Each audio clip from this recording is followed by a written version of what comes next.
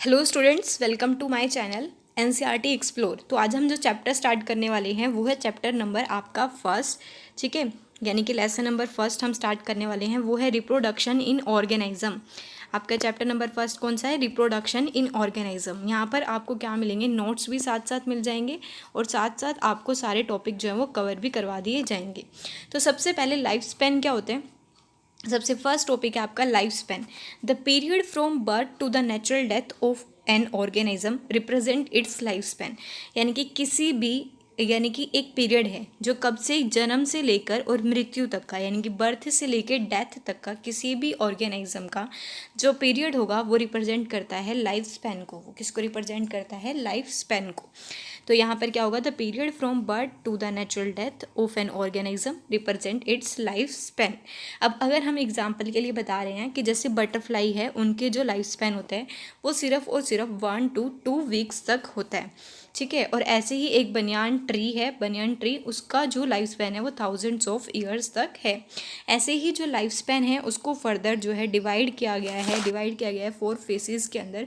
तो जो first face है वो कौन सा है? जुवेनिल फेस। अगर हम बात करते हैं जुवेनिल फेस की, तो ये वो पीरियड होता है जहाँ पर यानी कि जन्म होने के बाद आफ्टर बर्थ किसी इंडिविजुअल ऑर्गेनिज्म की ग्रोथ का पीरियड होगा। ठीक है, यानी कि रिप्रोडक्टिव मैच्योरिटी से पहले और ग्रोथ का पीरियड होता है, उसे ही जुवेनिल फेस कहा जाता है। यानी कि बर्थ होने के बाद, जन्म होने के बाद जो ग्रोथ होती है, ठीक है, जब तक आप रिप्रोडक्टिव मैच्योरिटी तक मतलब का पीरियड आपका स्टार्ट नहीं होता है, रिप्रोडक्टिव मैच्योरिटी से पहले का पीरियड, ठीक है, ग्रोविंग पीरियड, तो उसी को ही जुवेनिल फेस कहा जाता है। फिर नेक्स्ट आता है रिप्रोडक्टिव फेस, जो कि जिसके अंदर यानी कि एक ह्यूमन ऑर्गेनिज्म सेक्चुअली रिप्रोड्यूस कर पाता है। ठीक है, वो वाला पीरियड कौन सा हुआ? Reproductive phase.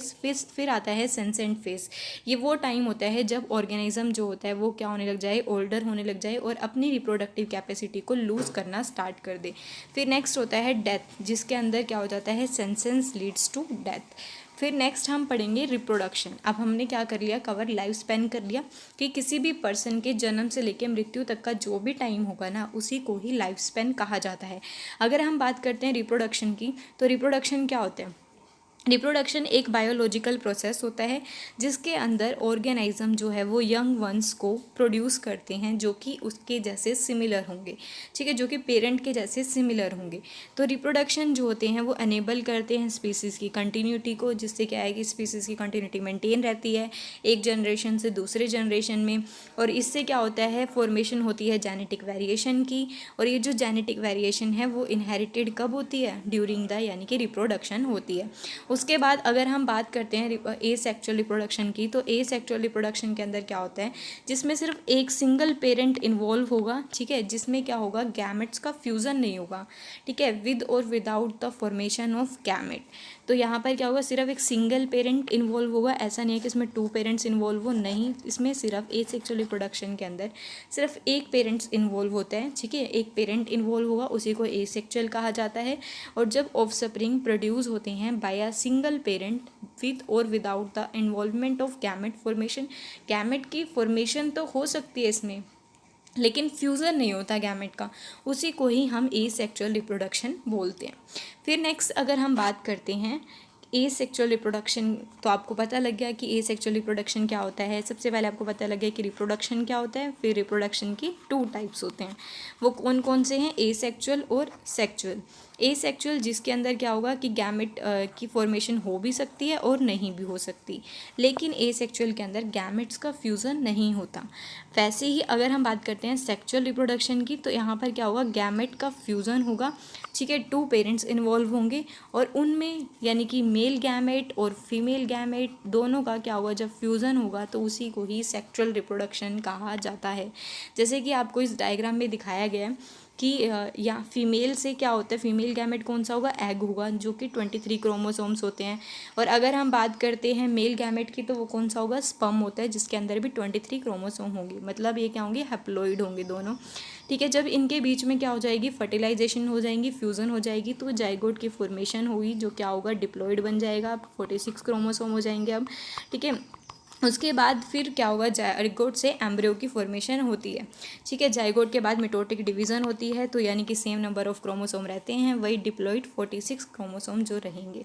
फिर अगर हम बात करते हैं एसेक्सुअल रिप्रोडक्शन की, तो एसेक्सुअल रिप्रोडक्शन क्या होता है कि जब जो ऑफस्प्रिंग है वो प्रोड्यूस हो रहा है बाय अ सिंगल पेरेंट। अभी बताया कि सिर्फ एक सिंगल पेरेंट इसमें इन्वॉल्व है। ठीक है, कोई भी गैमेट की फॉर्मेशन नहीं हो रही है। गैमेट की फॉर्मेशन होती भी है और नहीं भी है, लेकिन फ्यूज़न नहीं होगा गैमेट्स का, उसी को ही एसेक्सुअल कहा जाता है। अगर हमसे पूछा जाता है कि टर्म क्लोन, तो जो भी इस यानी कि जो क्या होते हैं, जो भी ऑफस्प्रिंग पेरेंट से प्रोड्यूस होते हैं ना, जितने भी पेरेंट्स यहाँ जितने भी ऑर्गेनिज्म यहाँ पर प्रोड्यूस होंगे वो सब क्या होंगे, आइडेंटिकल होंगे, सेम होंगे, जेनेटिकली भी सेम होंगे और मॉर्फोलॉजिकली भी वो सेम होंगे। तो अगर आपको कहा जाए कि क्लोन क्या होता है, the term clone is use to describe कि जो मॉर्फोलॉजिकली और जेनेटिकली सिमिलर इंडिविजुअल्स होते हैं उसी को ही क्लोन कहा जाता है। अब हम बात करते हैं एसेक्सुअल रिप्रोडक्शन जो होती है वो किस में देखने को मिलती है, वो देखने को मिलती है सिंगल सेल ऑर्गेनिज्म में, यानी कि जो यूनिसेलुलर होते हैं, जिनके अंदर सिंगल सेल जो होते हैं वो पाए जाते हैं, उनके अंदर जो है आपको एसेक्सुअल रिप्रोडक्शन देखने को मिलेगी। जैसे कि सिंपल ऑर्गेनाइजेशन वाले प्लांट और एनिमल्स, और आपको ये मल्टी सेलुलर ऑर्गेनाइजेशन में कुछ केसेस में भी आपको एसेक्सुअल रिप्रोडक्शन देखने को मिल सकती है। अगर हम बात करते हैं अब एसेक्सुअल रिप्रोडक्शन इन एनिमल्स के बारे में, तो जो मोस्ट कॉमन मोड्स होते हैं जो एसेक्सुअल रिप्रोडक्शन के, जो आपको एनिमल्स में देखने को मिलते हैं, वो कौन कौन से होंगे। सबसे फर्स्ट होगा फिजन। ठीक है, इस मेथड के अंदर ये किस में देखने को मिलेगा, ये प्रोटिस्टा के अंदर देखने को मिल सकता है और मोनरा के अंदर। अब आपको पता है कि प्रोटिस्टा के अंदर कौन कौन से आते हैं, मोनरा में कौन से आते हैं, इसमें सारे यानी कि बैक्टीरिया आते हैं, आर्का बैक्टीरिया, यू बैक्टीरिया। ठीक है, इन सब में जो रिप्रोडक्शन होती है वो कैसे होती है, बाय फिजन होती है। ठीक है, और प्रोटिस्टा की अगर आप बात करते हो तो प्रोटिस्टा के अंदर भी फिजन होगी। ठीक है, तो अगर हम बात करें प्रोटिस्टा के कुछ ग्रुप्स के बारे में, तो आपको पता होगा क्राइजोफाइट्स, डाइनोफ्लैगलेट्स, ये सब जो होते हैं वो प्रोटिस्टा के मेंबर होते हैं। तो ये जितने भी प्रोटिस्टा होंगे या फिर मोनरा होंगे उनके अंदर क्या होती है, फ्यूज़न देखने को मिलेगी। कैसे होती है, सबसे पहले न्यूक्लियस डिवाइड करेगा। ये क्या है, एक सेल है। ठीक है, और ये सेल का न्यूक्लियस है, और ये क्या है, साइटोप्लाज्म है। तो सबसे पहले क्या होगा, यहाँ पर न्यूक्लियस डिवाइड करेगा। ठीक है, और फिर जो होगा वो साइटोप्लाज्म डिवाइड करता है।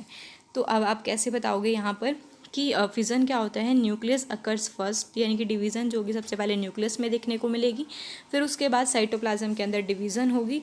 ठीक है, तो मदर सेल जो है वो स्प्लिट हो जाता है 2 इक्वल साइज डॉटर सेल्स के अंदर। अगर ये मदर सेल है, इसके अंदर क्या होगा, सबसे पहले न्यूक्लियस डिवाइड होगा, फिर साइटोप्लाज्म डिवाइड होगा। ठीक है, ऐसे कुछ स्प्लिट होगा और फिर स्प्लिट होकर ये क्या कर देंगे, 2 इंडिविजुअल्स जो हैं वो फॉर्म कर देंगे। उसके बाद अगर आप बात की जाती है अब बाइनरी फिजन भी फर्दर टाइप्स होते हैं। सिंपल बाइनरी फिजन होगा, ट्रांसवर्स बाइनरी फिजन होगा, लॉन्गिट्यूडनल बाइनरी फिजन होगा।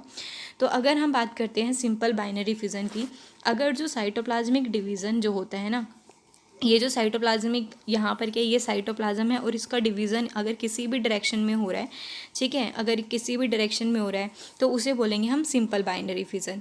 और अगर जो है साइटोप्लाज्म डिवाइड कर रहा है अलोंग द ट्रांसवर्स एक्सिस, ठीक है, ट्रांसवर्स एक्सिस जैसे कि यहाँ पर देखने को मिल रहा है, जैसे कि अमीबा के अंदर होते हैं, तो जब ये ट्रांसवर्सली यानी कि डिवाइड करते हैं, इस यहाँ से बीच से ब्रेक होते हैं, ठीक है, तो उसे बोलेंगे हम ट्रांसवर्स बाइनरी फिजन। और लॉन्गिट्यूडनल बाइनरी फिजन क्या होगा, जैसे कि आपको इसमें देखने को मिल रहा है, यूग्लिना के अंदर होता है जो, तो इनमें क्या होगा, लॉन्गिट्यूडनल सेक्शन से ये ब्रेक हो जाते हैं, ऐसे ब्रेक हो गए। ठीक है, तो उसे हम बोलते हैं लॉन्गिट्यूडनल बाइनरी फिजन। उसके बाद हम बताएंगे इसी के अंदर कि जो बाइनरी फिजन होता है ना, binary fission involves mitosis only and consequently the resultant offspring are genetically identical to the parent. अब क्या होगा कि मान लो ये पेरेंट सेल है, ठीक है, और इसके अंदर माइटोटिक डिवीज़न हुई, और माइटोटिक डिवीज़न होने से 2 यंग वन जो है वो प्रोड्यूस हो गए। तो बाइनरी फिजन क्या होगा, उसके अंदर सिर्फ माइटोसिस देखने को मिलती है, जिससे क्या होंगे, ऑफस्प्रिंग प्रोड्यूस होंगे। जो ऑफस्प्रिंग यहाँ पर प्रोड्यूस हुए हैं वो आइडेंटिकल होंगे अपने पेरेंट्स के जैसे होंगे।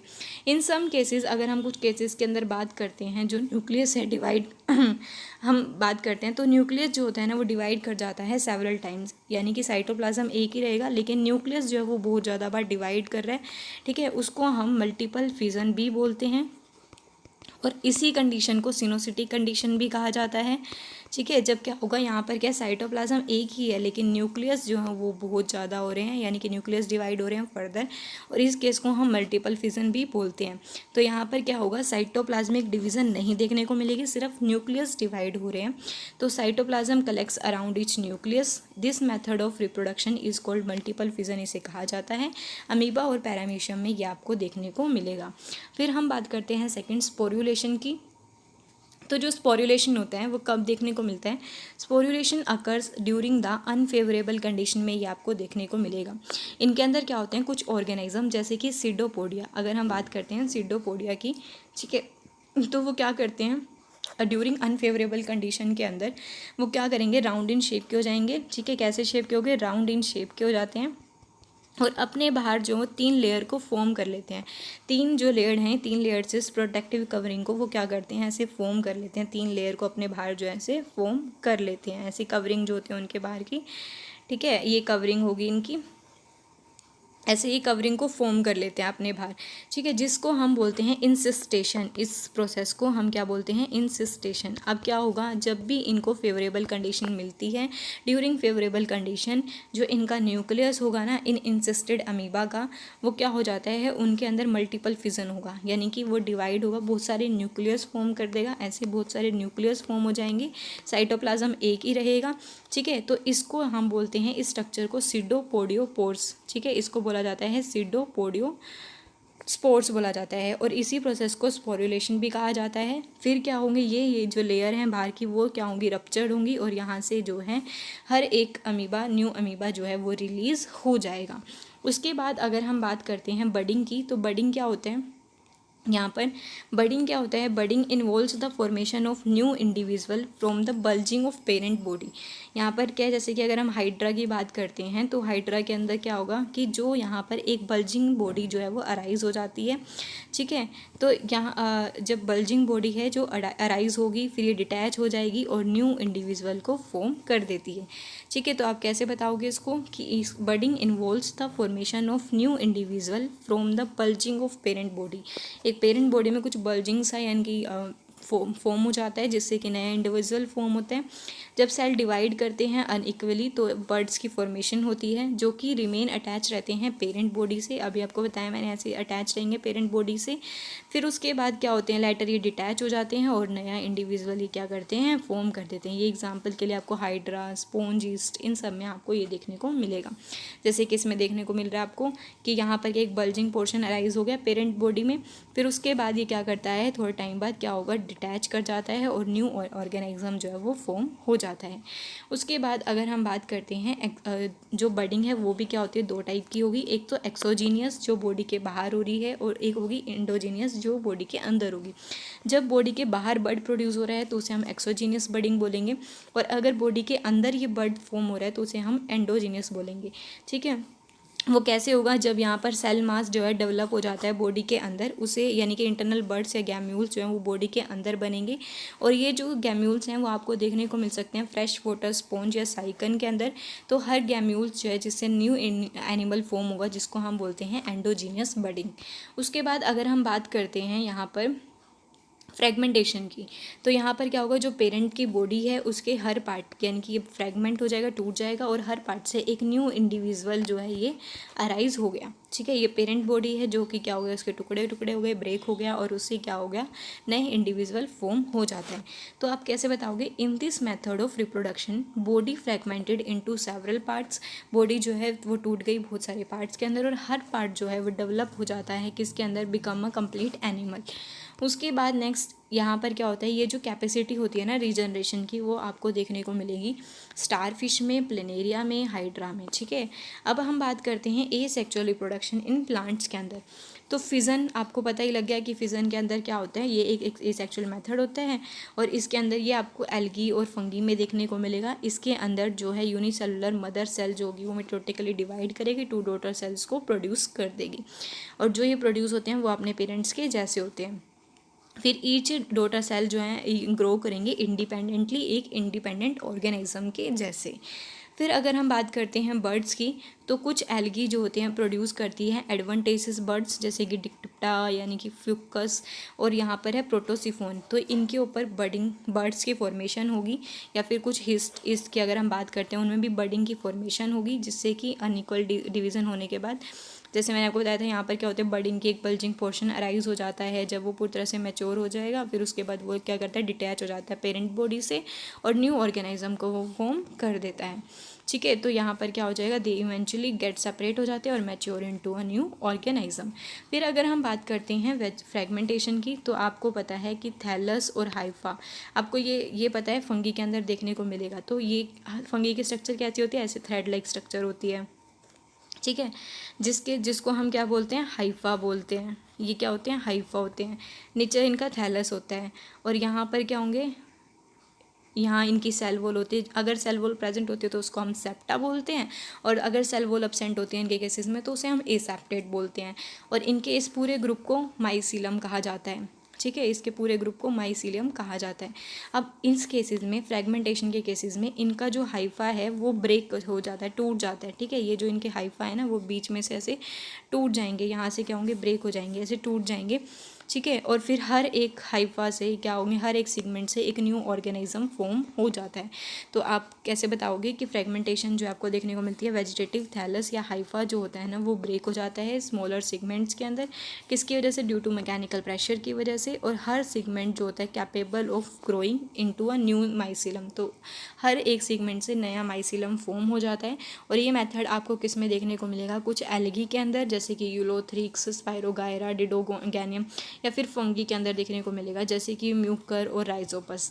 ठीक है, जो कि फाइकोमाइसिटीज़ के मेंबर होते हैं, फंगी के फाइकोमाइसिटीज़ के मेंबर होते हैं। किंगडम फंगी के अंदर क्या होते हैं, फाइकोमाइसिटीज़ के मेंबर होते हैं ना, जो क्या होंगे, म्यूकर और राइजोपस। उनके अंदर क्या देखने को मिलते हैं, उनके अंदर आपको फ्रेगमेंटेशन ही देखने को मिलेगी। वो रिप्रोड्यूस कैसे करते हैं, फ्रेगमेंटेशन होती है उनके अंदर। फिर अगर हम बात करते हैं स्पोर फॉर्मेशन की, तो स्पोर फॉर्मेशन क्या होगा यहाँ पर, कि स्पोर फॉर्मेशन एक मेथड होता है एसेक्सुअल रिप्रोडक्शन का, जैसे कि फर्न्स होंगी वो रिप्रोड्यूस करते हैं इसी मेथड से। जो स्पोर्स होते हैं ना वो यूनिसेलुलर रिप्रोडक्टिव बॉडीज़ होती हैं। ठीक है, जो कि एक सैक लाइक स्ट्रक्चर में, यहाँ पर क्या एक सैक है, ठीक है, थैली लाइक स्ट्रक्चर होती है, और यहाँ पर स्पोर्स की फॉर्मेशन होती है। ठीक है, और ये जो स्पोर्स होते हैं वो क्या होते हैं, यूनिसेलुलर रिप्रोडक्टिव बॉडीज़ होती हैं, और जो कि सैक लाइक स्ट्रक्चर यानी कि स्पोरेंजिया के अंदर प्रेजेंट होती हैं। जब भी ये स्पोर्स मैच्योर हो जाते हैं तो ये स्पोरेंजिया बस्ट कर जाएगा, यहाँ से स्पोर्स निकल जाएंगे। ठीक है, और ये एयर या विंड की हेल्प से, वाटर की हेल्प से तैर कर फिर ये क्या करते हैं, रिप्रोडक्शन में हेल्प करते हैं। उसके बाद जब भी स्पोर्ट्स जो हैं वो फॉल ये ऑन अ सुटेबल ग्राउंड पर गिर जाते हैं तो ये जर्मिनेट भी कर जाते हैं और न्यू इंडिविजुअल्स को ये फॉर्म कर देते हैं। Asexual reproduction takes place by the variety of motile and non motile spores. तो जो एक सेक्सुअल रिप्रोडक्शन होती है ना वो अलग अलग यानी कि वो हो सकती है, किस पे डिपेंड करते हैं, इनके अलग अलग स्पोर्ट्स कोनिडिया के में भी। जैसे कि अगर आप बात करते हो फाइकोमाइसिटीज़ में, तो जो कि फंगी होती हैं, ठीक है, फंगी में मैंने आपको ये बताया कि हाइफा होगा, तो इनके अंदर एसेक्सुअल रिप्रोडक्शन कैसे होगी, यहाँ पर क्या होगा, स्पोरेंजियम होगा। ठीक है, जहाँ पर क्या होगी, स्पोर्ट्स की फॉर्मेशन होगी। फिर क्या होगा, स्पोरेंजियम बस्ट करेगा, स्पोर्ट्स की फॉर्मेशन हो जाएगी, स्पोर्ट्स फिर ग्राउंड पे गिरेंगे और दोबारा से ये इसी फंगी को अराइज कर देते हैं। अगर हम बात करें एस्कोमाइसिटीज़ की, तो उनके अंदर क्या होता है, ऐसे ये हाइफे हैं लेकिन एक स्पेशल ब्रांच निकल जाती है। ठीक है, उन ब्रांच पर क्या होता है, उन ब्रांच को क्या बोलते हैं, कोनिडिया फोर्स बोलते हैं, जहाँ पर क्या होंगे, स्पोर्स की फॉर्मेशन होती है बाहर बॉडी के आउटसाइड में, जिसको हम बोलते हैं कोनिडिया। ठीक है, तो ये आपको देखने को मिलेगा किस केसेस में, ये आपको देखने को मिलेगा एस्कोमाइसिटीज़ के अंदर। ठीक है, एस्कोमाइसिटीज़ के अंदर आपको ये देखने को मिलेगा। तो फिर ये स्पोर्ट्स क्या होंगे, फिर फॉल हो जाते हैं, जर्मिनेट कर जाएंगे, और जैसे ही ग्राउंड पर पड़ेंगे तो ये जर्मिनेट कर जाएंगे और दोबारा से फंगी क्या हो जाता है, यहाँ पर अराइज हो जाता है। तो आपको पता लग गया यहाँ पर कि स्पोर्ट्स भी जो होते हैं वो भी, उनकी भी वैरायटी होती है, मोटाइल भी हो सकते हैं, नॉन मोटाइल भी होते हैं। जो मोटाइल होते हैं उनको जाइगोस्पोर बोला जाता है, और जो नॉन मोटाइल हैं वो एप्लानोस्पोर बोला जाता है। फिर अगर हम बात करते हैं सिलेटेड मोटाइल एसेक्सुअल स्पोर्ट, जैसे कि जूओस्पोर्स होते हैं, वो एल्गी और फंगी के अंदर अराइज होते हैं। ठीक है, जो जूओस्पोर्स होते हैं वो पानी में स्विम करके और क्या करते हैं, with the help of their flagella की हेल्प से वो पानी में स्विम कर जाते हैं और डेवलप हो जाते हैं न्यू इंडिपेंडेंट इंडिविजुअल में। कब होते हैं, फेवरेबल कंडीशन में। अगर हम बात करते हैं यूलोथ्रिक्स, क्लैमिडोमोनास और ओइडोगोनियम की। फिर अगर हम बात करते हैं नेक्स्ट, कुछ जो होते हैं वो टेरेशियल फंगी होती है, जो ज़मीन पर रहती हैं, उनके पास फ्लैजिला नहीं होता, नॉन फ्लैजिलेटेड होती है। अब फ्लैजिला नहीं है, ना ही नॉन मोटाइल स्पोर्स होते, तो ये जो स्पोर होते हैं वो लाइट और ड्राई होते हैं। They always provided with tough coat, यानी कि इनके बाहर एक कवरिंग होती है, ठीक है, जिससे कि वो विंड की हेल्प से डिस्पर्स करते हैं। ये किस केस में देखने को मिलेगा, पेनिसिलियम और एस्परगिलस के केसेस में आपको ये देखने को मिलेंगे। फिर उसके बाद ये जैसे मैंने आपको बताया था ना अभी कि एस्कोमाइसिटीज़ में, जैसे कि पेनिसिलियम के अंदर क्या हो जाता है, यहाँ पर एक कोनिडियोफोर्स की फॉर्मेशन हो जाती है और उस कोनिडियोफोर्स पे ये क्या है, इनके स्पोर्स बनते हैं, जिसको कोनिडिया कहा जाता है। उसके बाद हम अगर बात करते हैं वेजिटेटिव प्रोपागेशन। अब वेजिटेटिव प्रोपागेशन क्या होता है, तो अगर हम उसकी बात करें, इन फ्लावरिंग प्लांट्स जो मेथड होता है वेजिटेटिव प्रोपागेशन, उसको डिवाइड किया गया है फर्दर कैटेगरीज में। एक होगा नेचुरल, एक होगा आर्टिफिशियल। अगर हम बात करते हैं नेचुरल मेथड की, in the natural method of propagation there is a development of new plant. यहाँ पर क्या नए प्लांट अराइज होता है, किससे होगा, मदर प्लांट के कुछ ऑर्गन से, ठीक है। जैसे कि यहाँ पर के ये ट्री है, ट्री की रूट से, ये मदर प्लांट है, इसकी रूट से अगर नया प्लांट अराइज हो रहा है, इसके स्टेम से अगर नया प्लांट अराइज हो रहा है, इसके यानी कि लीव्स से नया प्लांट अराइज हो रहा है, तो वो क्या होगा, बाय नेचुरल मेथड। तो यहाँ पर क्या है कि नेचुरल मेथड होता है प्रोपोगेशन का, जिसके अंदर डेवलपमेंट होती है नए प्लांट की, किससे, मदर प्लांट से, और उनके अंदर क्या होती है, कब होती है, अंडर सुटेबल कंडीशन में। तो सच मॉडिफाइड ऑर्गन में डेवलप फ्रॉम स्टेम, तो यानी कि कौन कौन से हो सकते हैं वो, स्टेम, लीफ, रूट और इवन फ्लावर भी हो सकता है। तो दो रूट्स की हेल्प से, यानी कि जो प्लांट है, मदर प्लांट है, उसकी रूट्स से अगर नया प्लांट बन रहा है, तो रूट से कौन कौन से प्लांट बन सकते हैं, स्वीट पोटैटो, एस्परगस और टहलिया आपको देखने को मिलेगा। फिर अगर हम बात करते हैं नेक्स्ट, ये देखो रूट से जो है नया प्लांट अराइज हो रहा है, जो कि स्वीट पोटैटो को रूट्स की हेल्प से देखने को मिल रहा है। उसके बाद अगर हम बात करते हैं, दो leaves in this method but develop in the margins of leaves. अब लीव्स से नया प्लांट अराइज होता है, वो कैसे होता है कि यहाँ पर क्या है, लीव्स के अंदर यहाँ पर क्या है, एक बर्ड्स अराइज हो जाते हैं, ठीक है, और यही बर्ड्स जो होते हैं नए प्लांट को अराइज करते हैं। ये आपको देखने को मिलेगा ब्रायोफाइलम के अंदर। उसके बाद फिर हम थ्रो फ्लोरल बर्ड्स जो है, जैसे कि प्लांट लाइक अगेव एंड ओक्सैलिस के अंदर फ्लोरल बर्ड्स से नया प्लांट अराइज होता है, ठीक है। उसके बाद अगर हम बात करें थ्रो स्टेम की हेल्प से, यानी कि रनर ऑब्जर्व इन द, यानी कि loan grass, offset found in pistia के अंदर और स्टोलन्स इन द नेप, ये सब आपको लर्न करना पड़ेगा, क्रैमिंग पोर्शन है कि किस किस में आपने देखने को मिला है आपको। जैसे कि आपने देखा कि ऑफसेट जो है पिस्टिया प्लांट के अंदर ऑफसेट से नया प्लांट अराइज होता है, ठीक है। और अगर हम बात करें किसकी, इकोर्निया प्लांट में, इकोर्निया प्लांट कैसे अराइज होता है, वो भी इसी में ऑफसेट से अराइज होता है, ठीक है। तो ये आपको याद करना पड़ेगा। उसके बाद अगर हम बात करते हैं कुछ आर्टिफिशियल मेथड्स की, तो जो मेथड्स होते हैं are develop for artificial vegetative propagation in which some part of plant organ is utilised for obtaining a new complete plant. Artificial method क्या होता है, इस मेथड के अंदर हम क्या करते हैं, ये हम आर्टिफिशियली जो है एक न्यू प्लांट फॉर्म करते हैं। कैसे करते हैं, देखो कौन कौन से मेथड्स होंगे। फर्स्ट होगा कटिंग, इसके अंदर हम प्लांट को कट करेंगे, ठीक है, और फिर कट करने के बाद प्लांट उस कट पार्ट को सॉइल में प्लांट करेंगे। देखो यहाँ पर देखने को मिला है, हमने क्या किया, एक प्लांट से इस पार्ट को कट कर दिया, यहाँ से कट कर दिया, स्टेम से कट कर दिया, और उस स्टेम को हमने दूसरे प्लांट के अंदर क्या कर दिया, बो दिया, बोते हैं कहते हैं ना, सॉइल के अंदर डाल दिया, तो उससे नया प्लांट अराइज हो जाएगा। तो ये होता है कटिंग, इसे बोलते हैं हम कटिंग वेजिटेटिव प्रोपागेशन, जो कि आर्टिफिशियल मेथड होता है, जो कि ह्यूमन बींग्स कर रहे हैं, नेचुरली नहीं हो रहा है इसके अंदर, ठीक है। तो यहाँ पर क्या है कि एक पोर्शन हमने प्लांट का कट कर दिया, सॉइल में प्लांट कर दिया, चाहे वो यूजली वो क्या होता है, स्टेम और लीफ हो सकती है। और ये कटिंग जो होती है समटाइम इसको हम ट्रीट करते हैं हार्मोन से, ये जो कटिंग है इसको हम समटाइम्स क्या करते हैं, हार्मोन से ट्रीट करते हैं, ताकि रूट ग्रोथ जो है वो बढ़ सके। द न्यू प्लांट, जो इनकी रूट की ग्रोथ होगी नीचे, ताकि वो इंड्यूस हो जाए। न्यू प्लांट जो ओरिजिनेट होता है फ्रॉम द एडवेंटिशियस रूट से, तो यहाँ पर इसी एडवेंटिशियल रूट से जो नया प्लांट अराइज हो रहा है ना, तो उसी को ही कटिंग प्रोसेस कहा जाता है। अगर हम बात करते हैं ग्राफ्टिंग की, तो इसके अंदर क्या होता है, cutting from the some other plant is added to the plant stem embedded in the soil. जो भी हमने प्लांट सोइल में एम्बेड किया है, यानी कि उसमें हम क्या करेंगे, दूसरे प्लांट की स्टेम को ऐड कर देते हैं। किया हुआ है ना, यहाँ पर हमने दूसरे प्लांट की स्टेम को ऐड कर दिया, उसको रैप कर दिया, और उससे हमें क्या मिलेगा, एक सिंगल प्लांट जो है हमें मिल जाएगा, वो होती है ग्राफ्टिंग।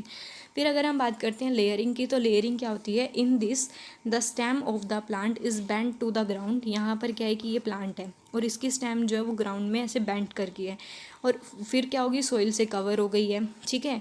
तो यहाँ पर एडवेंटिशियस रूट्स निकलने लग जाएंगे, यहाँ से जो एडवेंटिशियस रूट्स निकलेंगी, ठीक है। फिर कहाँ से निकल रही है, उस प्लांट के पार्ट से जो कि सोइल से कवर हो चुका था। This attach stem with developing roots is known as a layer, इसी को ही लेयरिंग कहा जाता है। उसके बाद अगर हम बात करें टिश्यू कल्चर की, तो टिश्यू कल्चर में क्या होता है, for this to grow a new plant the plant cell from various parts of a plant are cultivated in a laboratory. हमें कोई नया प्लांट ग्रो करने के लिए हम क्या करते हैं, प्लांट के वेरियस पार्ट्स के, यानी कि हम लेके आते हैं प्लांट सेल्स, ठीक है, जिसको हम कल्टीवेट करवाते हैं, खेती करवाते हैं, जिसके लैबोरेटरी के अंदर कल्टीवेट करवाते हैं, बोते हैं।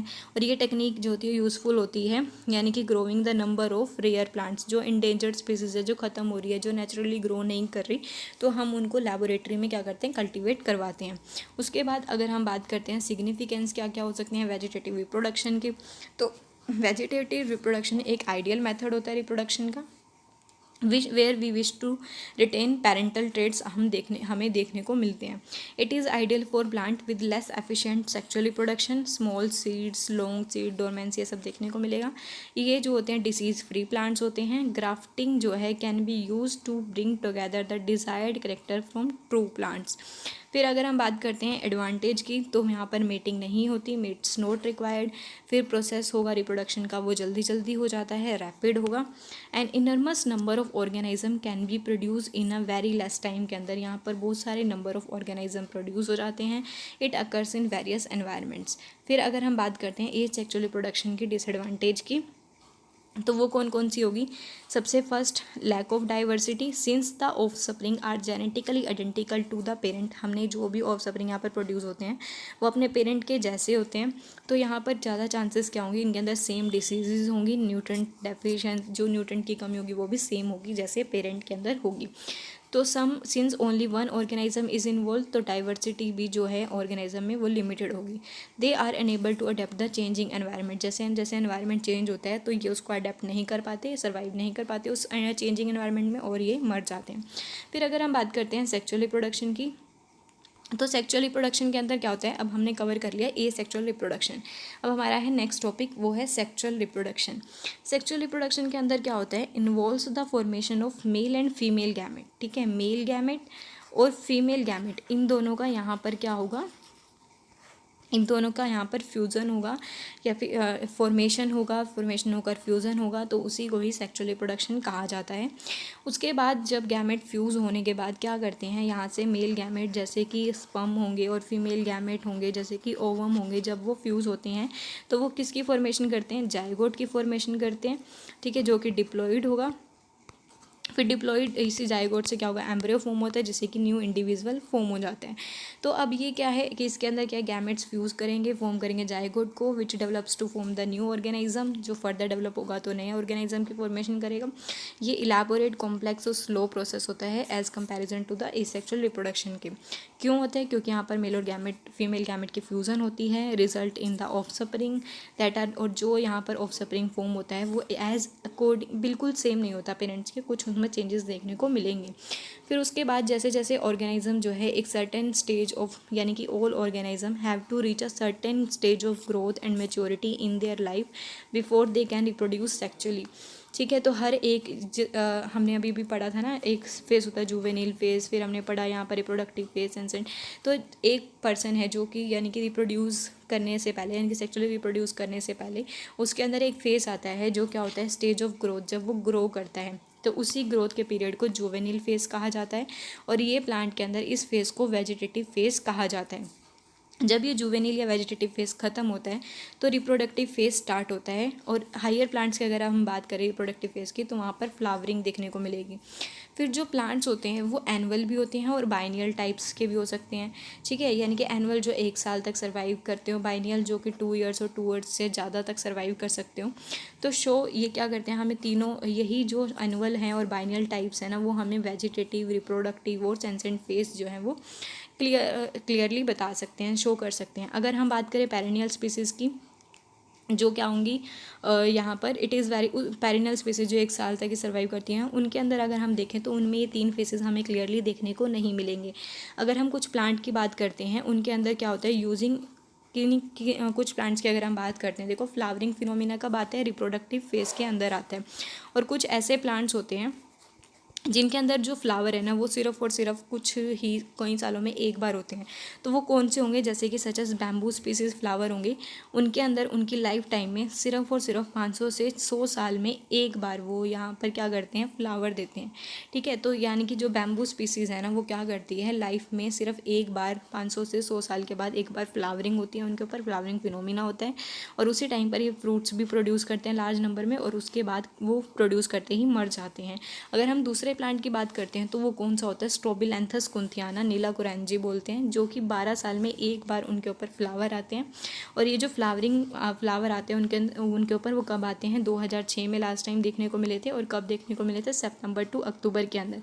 इनकी जो मास फ्लावरिंग होती है ना, transformed large tracts of hilly areas in Kerala, Karnataka, Tamil Nadu into blue stretches attracted a large number of tourist.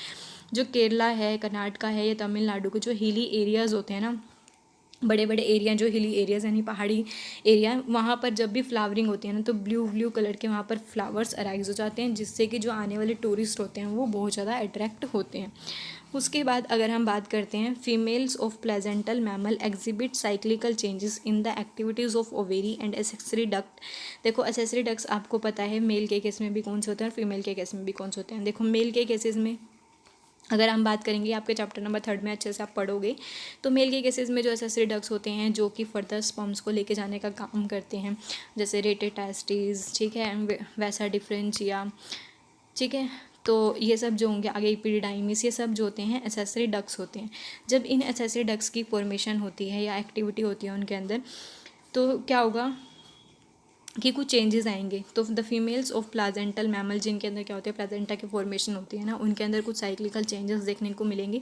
कब, जब in the activities of ovary, यानी कि जब कुछ एसेसरी डक्ट्स हो रहा है, ओवेरी के अंदर कुछ एक्टिविटी होती है, या फिर जब हॉर्मोन्स की प्रोडक्शन होती है, कब होती है, ड्यूरिंग द रिप्रोडक्टिव फेज में। उसके बाद अगर हम बात करते हैं in non primates mammals like cow, sheep, rats, ये सब जो होते हैं, इनके अंदर हमें जो है अगर इनके अंदर हमें कुछ साइक्लिकल चेंजेस देखने को मिलते हैं रिप्रोडक्शन के टाइम में, तो उसे हम बोलते हैं ओस्ट्रस साइकिल। और अगर हम प्रीमेट्स की बात करें, प्रीमेट जैसे मोंकी, एप्स, ह्यूमन, तो अगर उनके अंदर ये साइक्लिकल चेंजेस देखने को मिलते हैं तो उसे हम बोलते हैं मेंस्ट्रुअल साइकिल।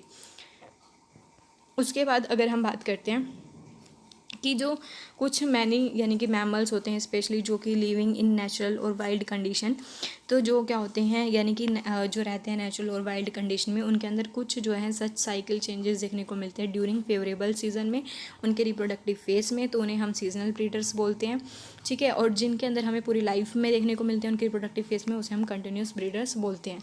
फिर हम बात करते हैं सेक्सुअल रिप्रोडक्शन के अंदर कुछ इवेंट देखने को मिलते हैं, वो कौन से होंगे, प्री फर्टिलाइजेशन इवेंट, फिर फर्टिलाइजेशन होता है, और फिर पोस्ट फर्टिलाइजेशन।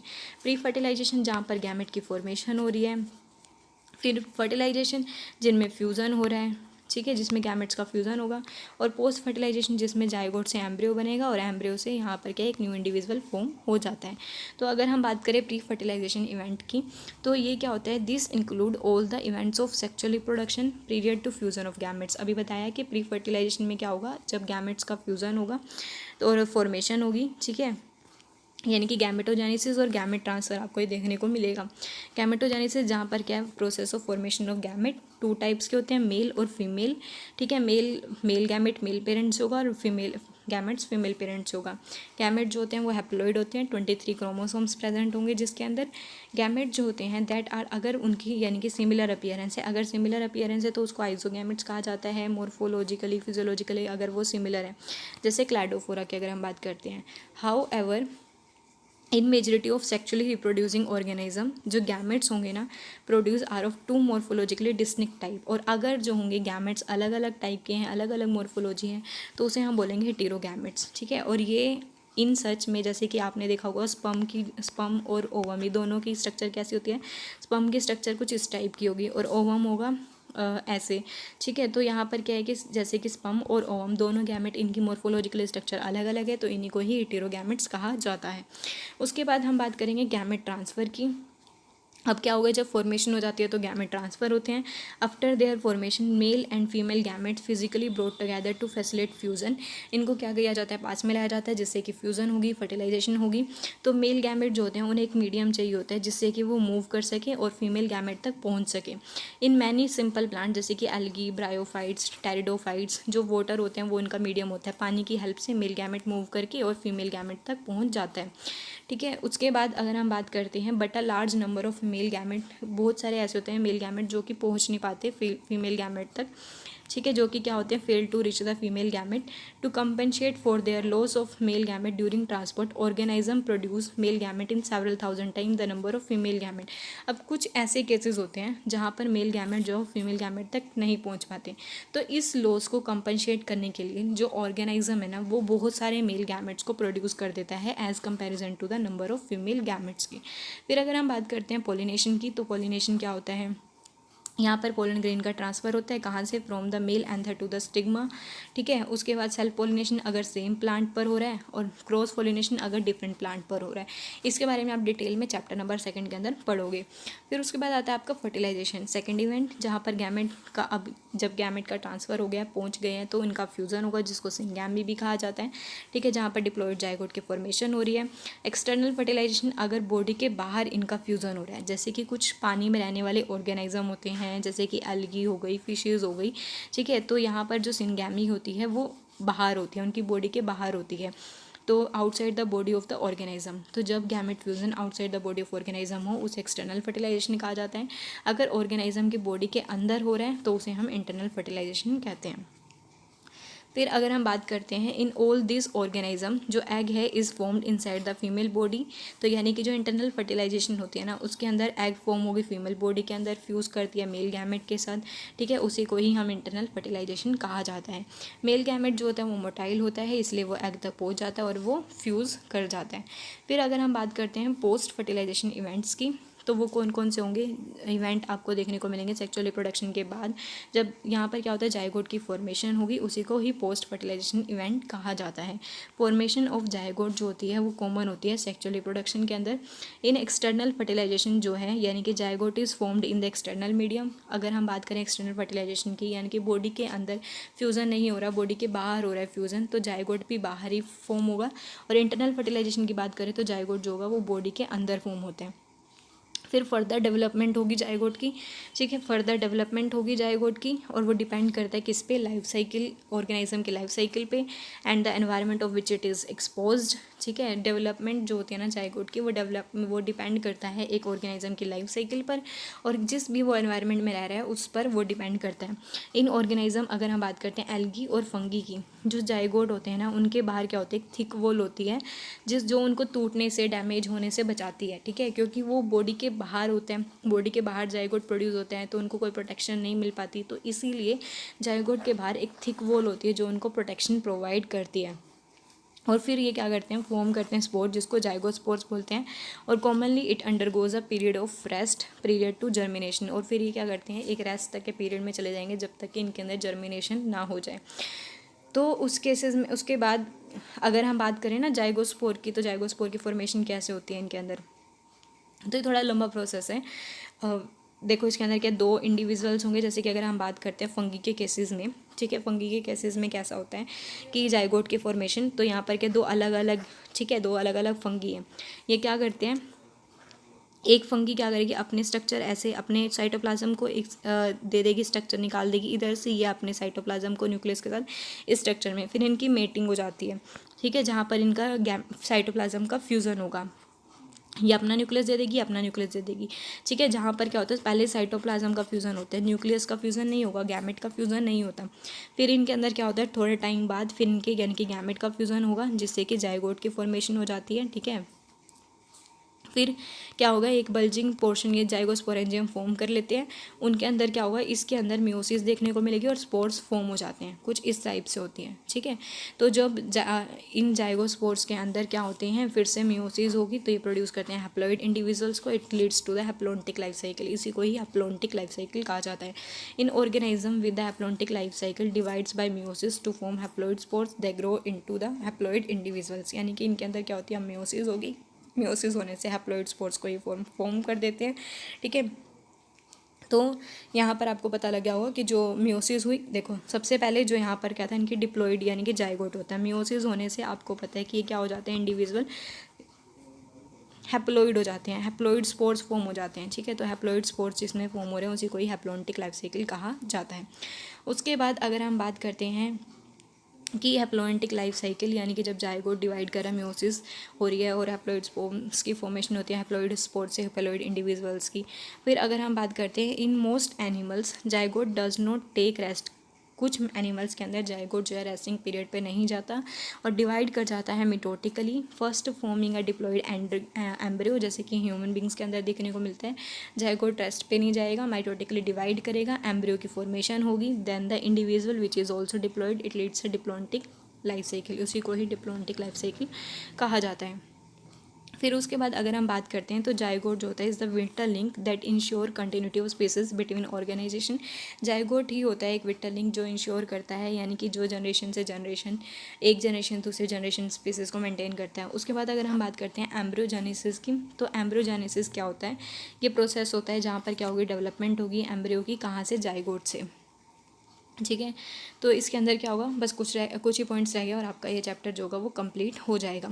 तो ड्यूरिंग एम्ब्रियोजेनेसिस जो जाइगोट है उसके अंदर क्या होगी, सेल डिवीज़न होगी, ठीक है। जाइगोट जो होता है वो डिप्लॉइड होगा, ठीक है। डिप्लॉइड जाइगोट के अंदर क्या होगी, जब माइटोसिस होती है, माइटोसिस होगी तो सेम रहेगा, ठीक है। इक्वेशनल डिवीज़न होगी तो 2n जाइगोट है तो 2n ही यहाँ पर एम्ब्रियो की फॉर्मेशन हो जाएगी, ठीक है। तो यहाँ पर क्या माइटोसिस हुई तो क्या होगा, while cell division increases the number of cells in the developing embryo, जिससे कि एम्ब्रियो के अंदर क्या होंगे, सेल्स नंबर इंक्रीज हो जाएंगी।